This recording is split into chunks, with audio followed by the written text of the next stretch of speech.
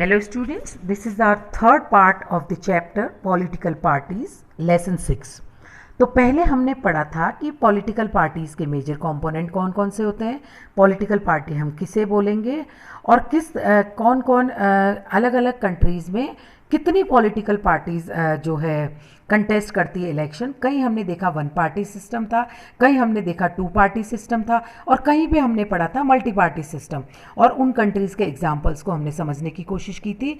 इस लेक्चर में हम पढ़ेंगे नेशनल पार्टीज़, हम किस पार्टी को नेशनल पार्टी बोल सकते हैं।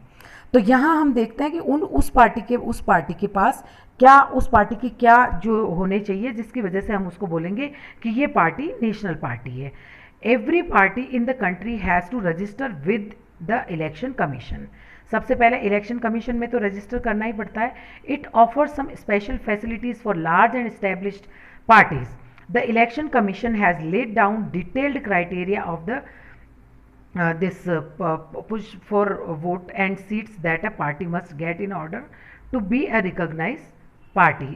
जो मेन क्राइटेरिया है उसका प्रोपोर्शन ऑफ वोट्स के प्रोपोर्शन पे और सीट्स पे डिपेंड करता है कि इस पार्टी को आप नेशनल पार्टी कंसीडर करोगे कि नहीं करेंगे।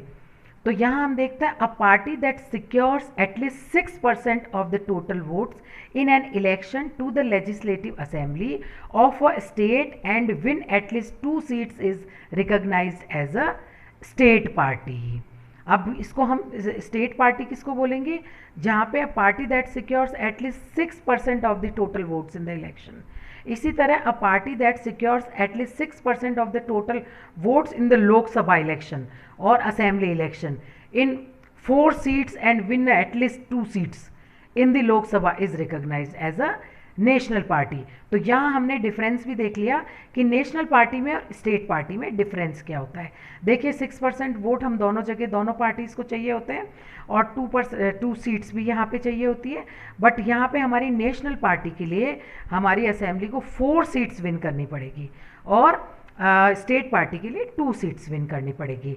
अब हम आगे देखेंगे कि हमारे इंडिया में मेजर नेशनल पार्टीज़ कौन कौन सी है, उनका कब फॉर्मेशन हुआ था, हम उनके बारे में डिटेल में समझने की कोशिश करेंगे। तो यहाँ हम सबसे पहले देखेंगे there are 7 recognised national parties in country in 2018। Here are the details of these parties. यहाँ हम 2018 की बात कर रहे हैं as given in our textbook. तो यहाँ पे 7 पार्टीज जो है हम उनके बारे में समझने की कोशिश करेंगे।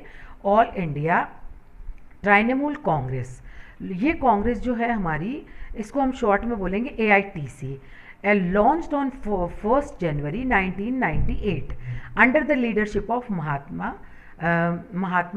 Banerjee, recognized as a national party in 2016. The party's symbol is flowers and grass, committed to secularism and federalism. Has been in power in West Bengal since 2011 and has a presence in Arunachal Pradesh, Manipur and Tripura. In a general election held 2014, it got 3.84% votes and won 34 seats. ठीक है, इसलिए making it as a national party. अब हम next party को देखेंगे, Bahujan Samaj party. Children, हम यहाँ पे 7 जो हमारी मेजर नेशनल पार्टी है उनके बारे में हम समझने की कोशिश करते हैं कि कब उनका फॉर्मेशन हुआ था और उनको किसने फॉर्म किया था। तो Bahujan Samaj party formed in 1984 under the leadership of Kasiram, seeks to represent the secure power for the Bahujan Samaj, which includes the Dalits, Adivasis, OBCs and religious minorities, stand for the causes of securing the interest and welfare of the Dalits and oppressed people. It has its main base in the state of Uttar Pradesh and substantial presence in neighboring states like Madhya Pradesh, Chhattisgarh, Uttarakhand, Delhi and Punjab. Formed government in UP several times by taking the support of different parties at different time.